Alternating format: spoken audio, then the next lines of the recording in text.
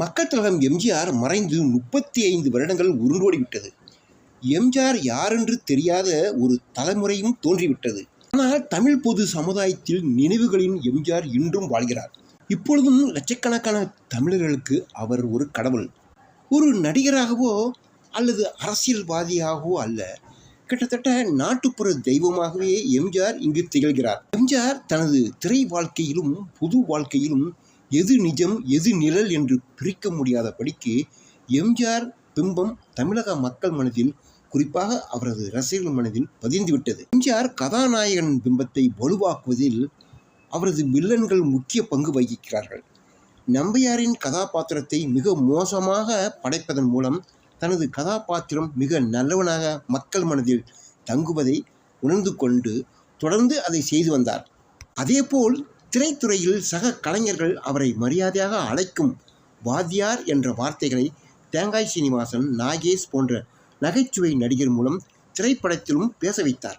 இதன் மூலம் பொதுமக்களிடையே எம்ஜிஆர் என்ற பிம்பத்தை எந்த மாதிரியாக பார்க்க வேண்டும் என்பதை அவர் தனக்குத்தானே வடிவமைத்தார். பேசும் காட்சி மொழியை சிறப்பாக புரிந்து கொண்டவர்களில் ஒருவராக எம்ஜிஆரை சொல்லலாம். கண் போன போக்கிலே என துவங்கும் பாடலில் இவர் போல யாரென்று ஊர் சொல்ல வேண்டும் என்னும் வரி 2வது முறையாக பாடப்படும். இதுவரை தொலைவு காட்சியாக பாடலை காட்டி வந்த கேமரா இந்த வரி ஒலிக்கும் பொழுது எம்ஜிஆரின் முகத்தின் மீதுதான் பார்வை குவியும். இவர் போல யாரென்று ஊர் சொல்ல வேண்டும் என்னும் ஒளியுடன் எம்ஜிஆர் முகம் மட்டும் திரையை நிறைக்கும்.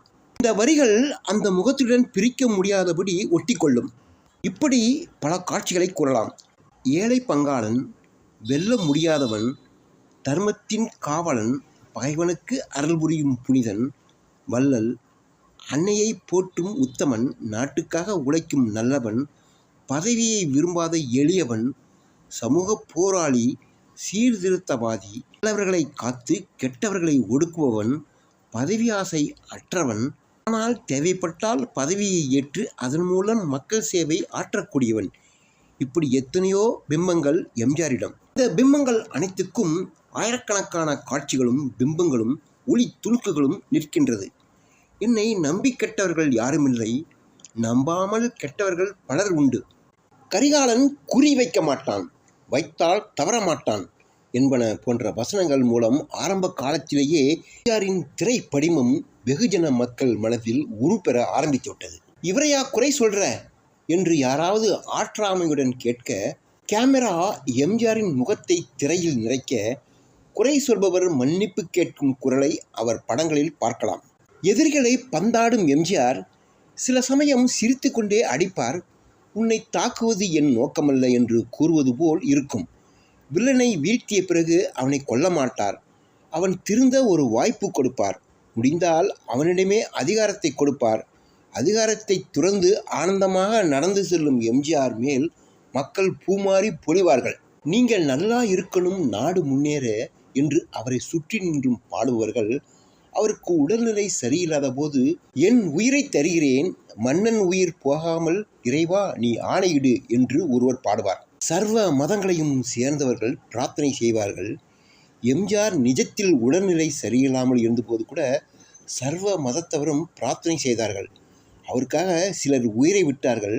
நான் ஆணையிட்டால் என்று தங்களுக்காக முழங்கிய திரை பிம்பத்தை அரியணையில் ஏற்றி பார்த்த மக்கள் செயலை இந்த வரிசையில் வைத்து பார்த்தால் துல்லியமாக புரிந்து கொள்ளலாம். தனது படங்களில் மது குடிக்காதவராக நடித்த எம்ஜிஆர் இறுதி வரை தன் பொது வாழ்விலும் கடைபிடித்து காட்டினார். அது பெண்கள் மத்தியில் அவருக்கு மதிப்பை ஏற்படுத்தியது. முதலமைச்சராக இருந்தபொழுது 1984ஆம் ஆண்டு தமிழகத்தில் மதுவிலக்கை கொண்டு வந்து திரையில் கதாநாயகனாக தோன்றிய தனது கதாபாத்திரங்களுக்கும் தமக்கும் பெரிய வித்தியாசமில்லை என்று நிரூபித்தார். எம்ஜிஆர் சிறு வயதிலேயே அப்பாவை இழந்து அம்மாவின் அரவணைப்பில் வளர்ந்த எம்ஜிஆர் இயல்பாகவே தாய்ப்பாசம் மிக்கவர். தனது திரைப்படங்களில் தாய்ப்பாசம் மிக்கவராக தோன்றினார். அது அவரை தமிழக மக்களின் குடும்பங்களில் ஒருவராக மாற்றியது. சினிமா திரையில் பாத்திரம் இல்லை, கதை இல்லை, அங்கே இருப்பவர் எம்ஜிஆர் மட்டுமே. வெளியில் இருக்கும் எம்ஜிஆரும் அவரும் ஒருவரேதான். இதுதான் பெருவாரியான ரசிகர்கள் மனத்தில் படிந்த பிம்பம். திரைப்படிமம் நிஜ படிமமாக மாறும் உருமாற்றம். இது இந்த உருமாற்றத்தில் பெற்ற வெற்றிதான் எம்ஜிஆரை சாகும் வரை தமிழக முதல்வராக ஆக்கியது. திரைப்படம் என்பது பல்வேறு கலைகளை தன்னுள் அடக்கிய பன்முக பரிமாணங்களை கொண்ட கலை.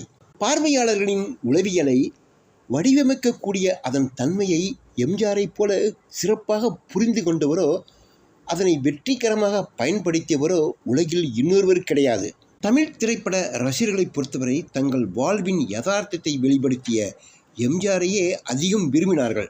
அதனால்தான் அவர் பொது வாழ்வில் நுழைந்தபொழுது அவருக்கு அமோக ஆதரவு கிடைத்தது. இன்று கூட எம்ஜிஆர் பாணியை பின்பற்றும் ரஜினி, விஜய் போன்ற ஆக்ஷன் ஹீரோக்களுக்கு அரசியல் அதிக வாய்ப்பு இருப்பதாக கூறப்படுகிறது. பொறுத்திருந்து பார்ப்போம் காலம் என்ன பதில் சொல்கிறது என்று. மக்கள் திலகத்தின் நினைவுகளை மற்றொரு பதிவில் பார்ப்போம். வணக்கம்.